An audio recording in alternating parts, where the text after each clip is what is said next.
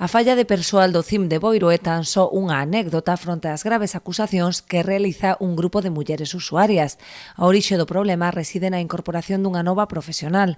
Ata o 31 de decembro, o grupo de autocuidado constituído no mes de outubro viña traballando da man da técnica de igualdade, que rematou o contrato a final de ano. Malia que dende o Concello tranquilizaron as usuarias informando de que a nova traballadora do CIM se faría cargo do grupo, a realidade din foi outra. Así o contaban diante dos nosos micros, pero sen querer sair en imaxe por medo a posibles represalias. Empezamos a ter reunións grupales ca nova profesional, ¿no?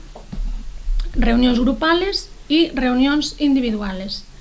Entonces, as sesións con esta profesional, nas grupales foron un desastre. E as individuales ainda foron máis. Entre outras cousas, por dar unha pincelada de algo que nos dixo nas reunións grupales foi que tiñamos que ser un pouco, con perdón, que tiñamos que ser un pouco putonas e pintar os labios de rojo. Ante esta situación, pediron unha reunión co alcalde e puxéronse en contacto coa Secretaría Xeral de Igualdade da Xunta.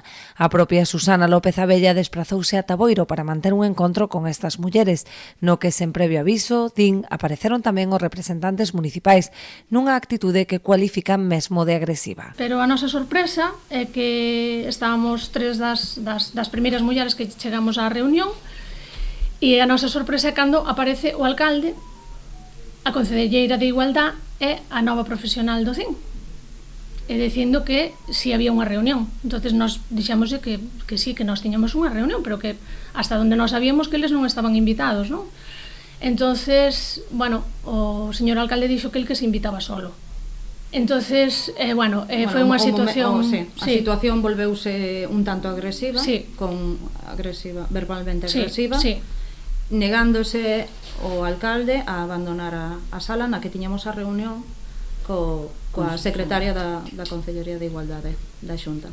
Ademais do trato denigrante e a desatención, denuncian as constantes trabas burocráticas que lles están a poñer para realizar calquera xestión.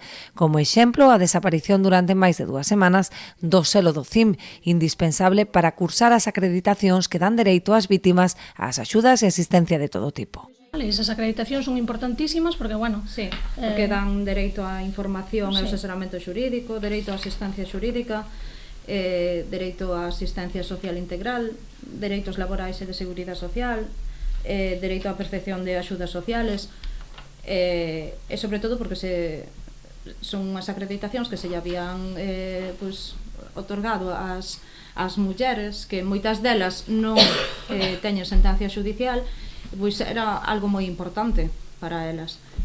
E resulta que, como pode seguir comentando a miña compañeira, pois se xogou con ese tema. Exixen un trato digno, posto que son mulleres en situación de especial vulnerabilidade, moitas delas vítimas de violencia de xénero ou de abusos sexuais durante a infancia.